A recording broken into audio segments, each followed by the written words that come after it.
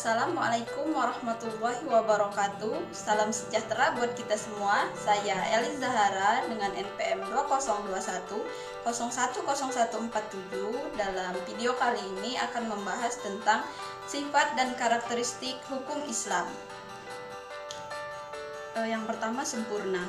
Sempurna artinya utuh, lengkap segalanya. Kesempurnaan hukum Islam atau syariat dapat dilihat dengan diturunkannya syariat Islam dalam bentuk yang umum dan mengglobal permasalahannya.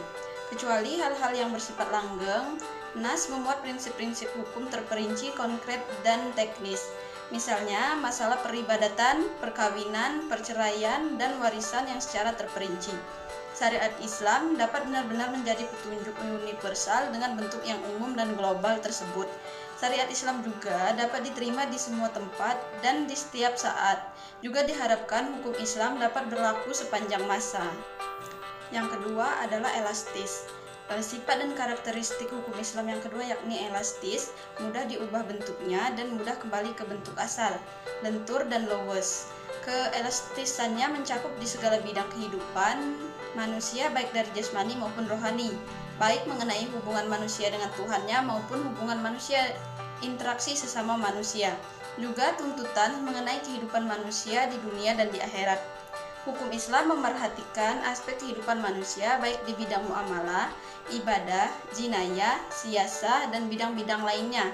Namun segala aturan yang diatur oleh hukum Islam itu tidak berarti pula menjadikan hukum Islam memiliki dogma yang kaku atau beku, keras, dan memaksa. Nas merupakan membuka peluang untuk memaafkan akal guna berijtihad dan memilih cara-cara yang paling sesuai bagi pelaksana dan sesuai pula dengan keadaan. Selanjutnya adalah universal. Universal atau alami berarti umum, berlaku untuk semua orang atau untuk seluruh dunia, bersifat melingkupi seluruh dunia.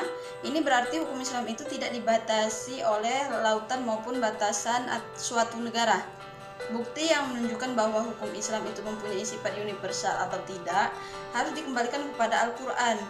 Universal hukum Islam ini dinyatakan oleh Al-Quran sendiri yang berbunyi, "Dan tidaklah kami, Allah, mengutus kamu, Muhammad, melainkan untuk menjadi rahmat bagi semesta alam." Quran Surat Al-Anbiya 107.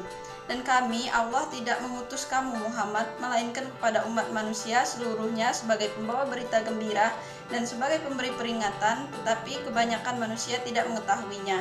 Quran Surat Al-Saba 28. Kedua ayat tersebut menyatakan bahwa syariat yang dibawa oleh Nabi Muhammad SAW bukanlah dikhususkan untuk orang Arab saja, namun berlaku di seluruh umat manusia yang di seluruh dunia.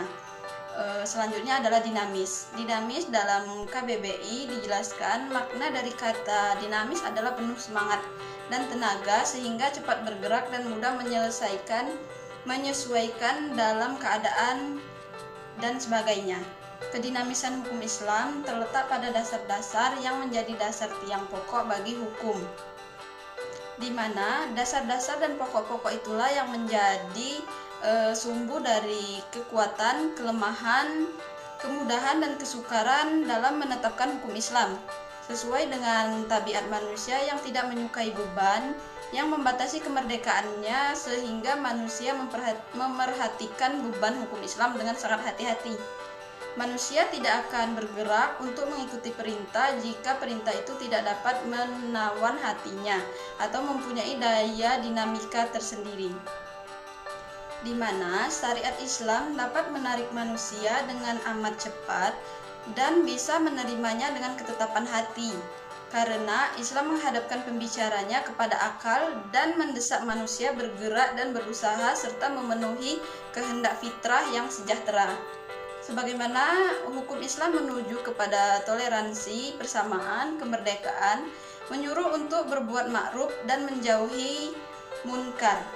Sendi-sendi dari kedinamisan hukum Islam adalah yang pertama, meniadakan kepicikan, yang kedua, menyedikitkan tukfas, yang ketiga, mensyariatkan dengan cara berangsur-angsur, yang keempat, memerhatikan kemaslahatan manusia, dan yang kelima adalah mewujudkan keadilan yang merata. Selanjutnya adalah sistematis. Syariat Islam bersifat sistematis, artinya ia mencerminkan sejumlah doktrinnya bertalian dan berhubungan di antara satu dengan lainnya secara logis. Beberapa lembaganya saling berhubungan satu dengan yang lainnya. Perintah sholat di dalam Al-Quran selalu diiringi dengan perintah menunaikan zakat. Perintah untuk makan dan minum diiringi dengan kalimat, tetapi jangan berlebih-lebihan. Demikian pula dengan lembaganya, pengadilan dalam Islam tidak akan memberikan hukum potong tangan bagi pencuri bila keadaan masyarakat sedang kacau dan terjadi kelaparan. Tidak akan memberikan hukuman rajam bagi pezina dan kebiasaan berpakaian yang belum diterapkan sebagaimana yang dikehendaki oleh hukum Islam itu tersendiri. Hukum Islam dengan lembaganya demikian saling berhubungan satu sama yang lainnya. Hukum Islam tidak bisa dilaksanakan apabila diterapkan sebagian dan ditinggalkan sebagian lainnya. Selanjutnya adalah hukum Islam bersifat ta'abudi dan ta'akuli. Al-Shatibi menyatakan bahwa ta'abudi adalah sesuatu tujuan hukum dalam melembagakan hukum untuk membebaskan mukallaf dari perintah-perintah hawa nafsu atau hawa, agar dia menjadi hamba Tuhan dengan sukarela, sebagaimana dia juga hamba Tuhan secara alamiah, sedangkan ta'akuli adalah sebaliknya. Bersifat ta'abudi, lebih jelasnya ta'abudi adalah suatu bentuk ibadah yang tujuan utamanya untuk mendekatkan diri kepada Allah, yakni beriman kepadanya dan segala konsekuensinya berupa ibadah yang mengandung sifat ta'abudi murni. Artinya, maka ide dan konsep yang terkandung di dalamnya tidak dapat atau suprarasional. Manusia harus menerima apa saja yang telah ditetapkan oleh syariat. Contohnya, sewaktu Umar melaksanakan haji bersama Rasulullah mencium batu Hajar Aswad.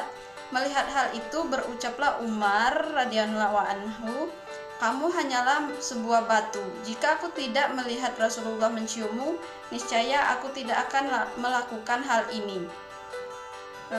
Berikutnya adalah bersifat ta'akuli. Ta'akuli berbentuk dalam bidang muamalah.